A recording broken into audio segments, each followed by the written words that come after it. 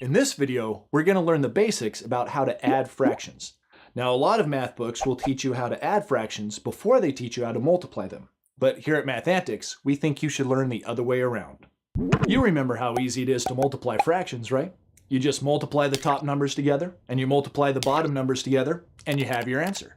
So you might be wondering, well, can't we just do that with addition too? Can't we just add the top numbers together and add the bottom numbers together and get our answer? Well, all right, let's try it and see, but I got a bad feeling about this. Let's try adding 1/2 to 1/2. So if we added the top numbers, we'd get 2, and if we added the bottom numbers, we'd get 4. But, well, that can't be right, because 2 over 4 simplifies to 1/2. And if you add 1/2 and 1/2, you should get a whole, not a half. Uh-oh, we must have broke some sort of math rule. I'm out of here. Okay, here's what we did wrong. It turns out that there's some important math rules called order of operations that say you have to do multiplication and division before you do addition and subtraction.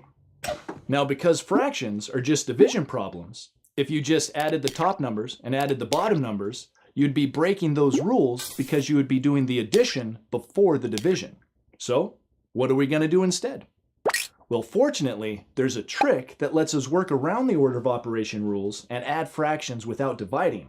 But there's a catch. It only works for fractions that have the same bottom numbers. The trick is, if fractions have the same bottom numbers, we can add them by just adding the top numbers together and keeping the same bottom number in our answer. For example, to add 1/2 and 1/2, we just add the top numbers, and 1 plus 1 gives us 2. But we don't add the bottom numbers. We just use the same bottom number in the answer, which is 2. So 2 over 2 is a whole fraction. And that makes sense because if you add 1/2 and 1/2, you get a whole. Let's see a few more examples. Like this one, 5 over 16 plus 2 over 16. Again, since the bottom numbers are the same, it's easy to add these fractions. All we do is add the top numbers together. 5 plus 2 equals 7, and that's the top number of our answer. Then we just keep 16 as the bottom number of our answer. So 5 over 16 plus 2 over 16 equals 7 over 16. Pretty easy, huh? But what about subtracting fractions? Does that work the same way? Yep, if the bottom numbers are the same, all you have to do is subtract the top numbers and keep the same bottom number in your answer.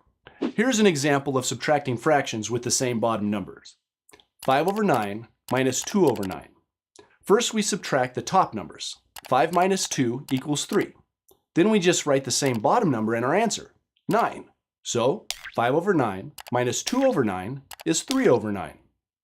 Yep, adding and subtracting fractions with the same bottom numbers is easy.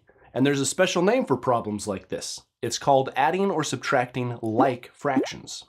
A teacher once told me that they're called like fractions because the bottom numbers are the same, or alike. But I think it's because they secretly like each other. Just kidding. But seriously, like fractions are easy to add with the trick we just learned. But what happens if you want to add two unlike fractions? What do you do if you have fractions with different bottom numbers? Unfortunately, the only way we can add unlike fractions without doing the division first is to change them so that they do have the same bottom numbers. In other words, we need to change our unlike fractions into like fractions so we can just use our trick. In math language, that's called finding a common denominator. Now remember that a denominator is just a fancy math word for the bottom number of a fraction. And common just means that they're the same. So, how do we find a common denominator so that we can add or subtract unlike fractions? That's what we're going to learn in the next video. But before you move on, be sure to do the exercises for this section. Learn more at mathantics.com.